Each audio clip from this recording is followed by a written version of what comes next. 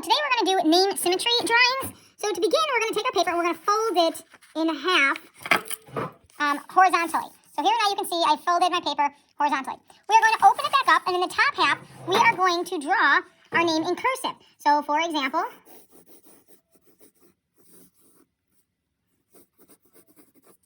now I can come back in and add some cool designs a little bit. So I noticed I did the F a little bit differently because I wanted to add a little bit of a cool design. I'm going to come back, I'm going to hook the beginning, I'm going to hook the end on purpose. Okay, so now we are going to fold our paper back up.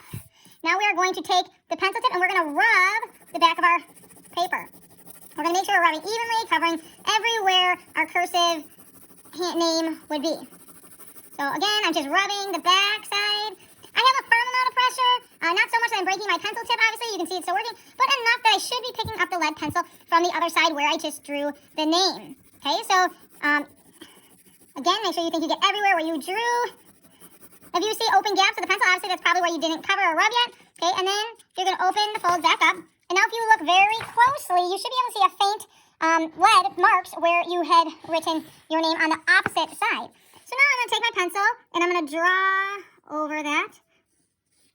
Make sure you're following those same lines. Obviously, the more you can see on those lines, the more symmetrical your picture is going to look. So right now we're still working at pencil. Okay, now we get to do the fun part. We are going to transform this into a bug, an insect. So we get to transform our name into a living creature. Now, does it have to be a realistic creature? Not exactly. Like, you can make up a creature, so it doesn't have to be a copy of like a ladybug. Obviously, I don't expect it to turn into a caterpillar. You get to make it up, but we want it to look like a bug. Now, bugs have different segments of their body, so we're going to break it up. So here I'm going to take the M, I'm going to connect those. My S here, I'm going to make this into, So whatever you do on the one side, you have to do to the other side. So notice I made lines there. I'm going to connect where the F starts, okay? That's going to be a different segment of the body. And here, where the N comes in, I'm going to make that. And then obviously we have to end. I have an open there, so I have to end that. Now I can choose either end to be the head. I'm going to choose this side. So I'm going to make half circles here. And I'm going to make it look like eyes. I'm going to use texture plates. So here we kind of have like the honeycomb of a beehive. This one has like a bumpy texture. This one is more dots. Here I have spiral, like kind of shell shapes. And I'm going to put these underneath my paper. So here's the first texture plate. You can see it going underneath my section. Now I'm going to choose a orange. Like I said, your colorations, it can be your choice. But now I'm going to rub that colored pencil on top of my bug. Don't be afraid to add value. Value is the relative lightness or darkness of an object or of an image. And so we want to make it more three-dimensional. So when things round, we're going to press a little bit harder to give that value that it's like going around. Or just for fun. Like, obviously, animals have different lighting values depending on where they have shaded spots or where the sun is hitting them. So you're rubbing to get a texture. Texture is the way something looks like it would feel.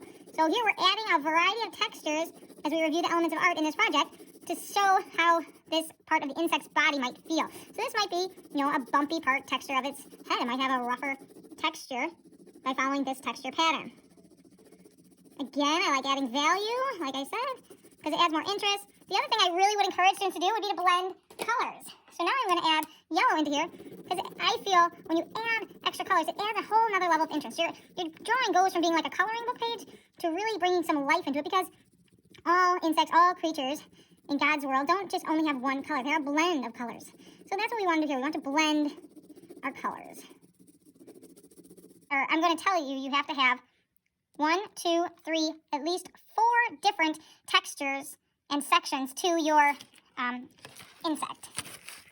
Okay, now I'm working on the next section of our bug. I'm going to use a blue and a violet to color in this section. I'll start with the blue. So you don't want to press so hard that you rip the paper. Some of these textures that plates that we're using, obviously they stick into the paper. So if you press too hard, you very easily can rip your paper. So make sure you have even pressure, but you don't want to press so hard that you rip your paper. Okay, again, I have that purple. So again, I highly, highly suggest adding value and blending of colors. Now I'm on the third section.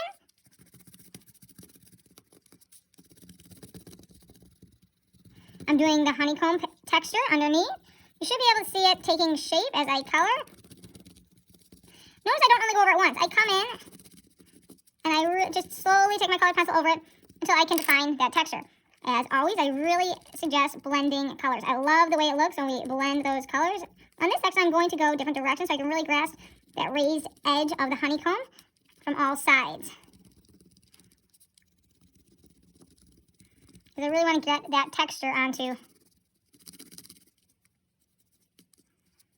paper. Once you've defined an area, I don't have a problem with you coming back in with a black or a bolder color and outlining it. So I can come in here now. I have no texture underneath. And I'm adding some definition, some contrast, and some outlining to clean up my drawing with that black colored pencil. As always, craftsmanship is important. Craftsmanship is the neatness, the way you make a drawing look purposeful, showing your control over a material or a medium with cleanliness and the use of it. Okay, so now I've outlined them in the way I want. So to finish up our thing, we're going to add extra details. Maybe I want to create a circle pattern in the center. So I can come back in and I can add my own drawn textures besides the rubbing place. Now I'm going to draw my own texture in this last one. So I'm going to cross my lines to add my own visually surfaced texture. So if you don't have texture plates, you're going to draw your textures on your own by using a whole bunch of different uses of lines, squiggly lines, straight lines, circles, but by just drawing lines, by making little hash marks, by putting dots, you're creating your textures the way something would feel. Take some time, go back in to find the eyes. Usually eyes have like a white spot because eyes are wet, even on bugs. So make sure you keep that little highlight. If you want to look a little more realistic, keep a little white spot inside the black. Here, I'm going to do the same on this side. I outline that white spot, then I go back and I color in around it, allowing for that little bit of highlight. Okay, now I can add in my eye color. And again here, value is always awesome to use. It makes it look more realistic. Again, our eyes are a wet surface. So we always want to add a little bit maybe darker in one area, a little bit lighter in another area, to show that we are three-dimensional. We are not totally just a flat piece of paper. And the light can't bend, so when the light can't bend, it causes a little bit of shadow, which is why we want a little more pressure there. Okay, so now I have, again, like I said, I always love to blend colors. So I'm going to add a little green to his eye to blend those colors, because blending, again, gives us another depth to our picture. It really adds another level of interest for our viewers. They always want a little bit more. So when we add that mix of color, it really leaves them happier with our drawings, showing a little more depth in our pictures, a little more realistic tone. Now here I got a little too green, so I wanted to have more of that blue hue, so I can just keep playing with it, go back into it. Let's say I thought I wanted it to be a little bit lighter, I got too dark. Colored pencils don't totally erase, but I can come back in here and I can lighten up. I can erase just a little bit, and that's going to lighten up those areas to give me that realistic quality I was kind of going for. Okay, come back in here, I'm going to outline this area, I want it to be a little bit darker. And I can add things that aren't here. Maybe I want to add a wing. So now I'm going to come back in, and I'm going to make this with a pencil that works. I'm going to come back here, and I'm going to add a wing, because I want a wing to my creature. Whatever I do on the top side, though, I have to do on the bottom side. It has to be a mirror edge. So now here, I'm going to add some lines. Now, what I suggest to a lot of students is draw it in pencil first, because if you draw it in pencil first, you can just fold it again. You can rub it, okay, and then you can open it up, and it'll be on the other side. Because trying to do it by eye sometimes makes it so it's not exactly the same, and we are really trying to go for that mirror image, that repetition. Symmetry is the word I'm looking for. Symmetry. When you're coloring, I'm not asking you to have a specific color scheme, but if I've already used some colors, a lot of times it's nice to tie them back in somewhere else. So over here in this section where I've drawn these ovals, I've already used some, like a bluish purple in here, so I'm going to come back into this section and tie that color back in. I specifically chose to use an orange back here because when I overlap the yellow with the red, it kind of created an orange blend in here. So it ties and blends it back in to the color scheme of my picture. So think about that as you're going through. It's fun to use, a variety of colors, but sometimes if you pick like 3 or 4 colors, that's all you really need. And when you blend those, you're getting different colors, and you're really tying in like a unity into your picture by kind of sticking with that color scheme or those, color selection that you've picked. So sometimes more isn't always better. Sometimes more is just more, and it gets too busy. So think about that when you're creating your artwork. Think about, is it really necessary to have more, or is what you've got enough, and you can just tie them in, blend them together, and really branch out from what you've already chosen. As I go, I don't want to lose my name. Complicate your drawing. Okay, so notice I'm coming back in with an outline, and I really am going over where my name was, because as much as we're making this into a bug, we also want people to recognize it's our name. So if you could be any bug or any creature, think about that. Who would you be? I would be a very colorful, of course I would have antennas, almost like little mustache antennas. I'd have antennas coming out the other side. Bug, because I like those kind of features. I think it's important to have our senses, and those give us senses. But make sure you outline the name. I don't want anything else. I don't have a straight line in the middle or anything like that. That's not what we're going for. But I do want you to outline your name so we can still make sure we know whose it is. So as much as we're adding the details, like the wings, we want to make sure we know who we are and have our names evident. Good art takes time and patience. So as I come in and I'm filling my texture, I'm kind of creating a checkerboard pattern with the purple and orange crisscrosses that I made, and that's what I chose to do. It's my artistic decision. But if I rush it and I just scribble in these boxes, it's going to take away from my artwork. So I have to be patient, and I just have to take my time, because repetition looks awesome in artwork. But again, to repeat something, you have to do over and over and over again, and that can take some time.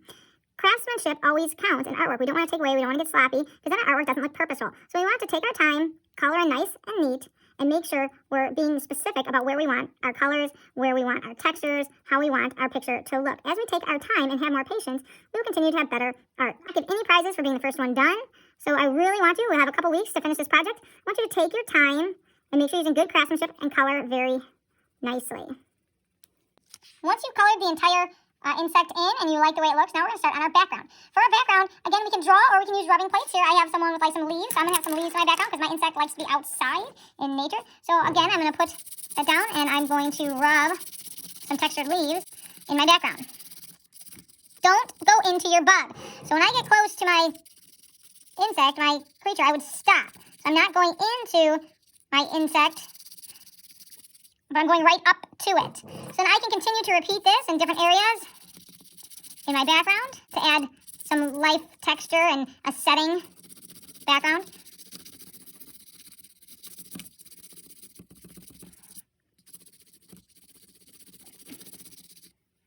For my bug. Again, when you get close to where your bug should be in the foreground. That's called foreground, it should be in front. So overlapping is an awesome technique to use in any art drawing, but make sure you don't cover up what you want the focus to be. You want to keep your emphasis on the textures of your bug that you already created. Something I forgot to mention earlier is when you're rubbing, you really need to make sure you're holding the texture plate still. If your texture plate is moving while you're rubbing, you're not going to get a good image of what the texture is that you're trying to rub over. So when I'm rubbing my texture plate, I'm really trying to make sure it is not moving on me. Otherwise, you're going to get that double image kind of like you did there. Which in some areas, maybe that's okay a little bit, but you really don't want that everywhere because your drawing's going to get very sloppy. So you really want to make sure that when you are doing your rubbings, you're keeping that texture plate in one spot so your background really has the image you're looking for and the texture you're looking for, and not just sloppy movement. So again, like I said, I'm holding that texture plate down with my left hand while I'm rubbing with my right.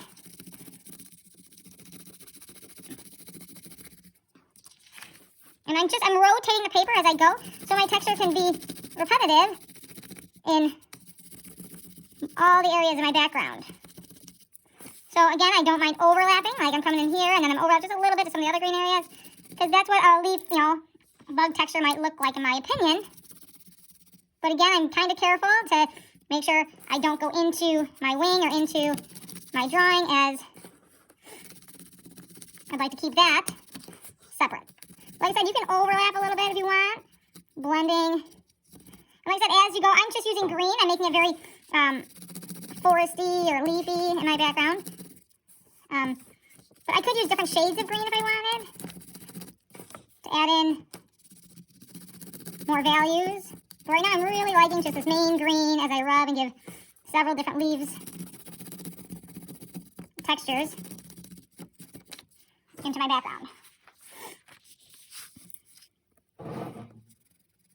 When I do a rubbing, I don't use the very tip of my colored pencil. That's going to probably cause you to rip your paper. I try to come in more on an angle, and I use the side of it.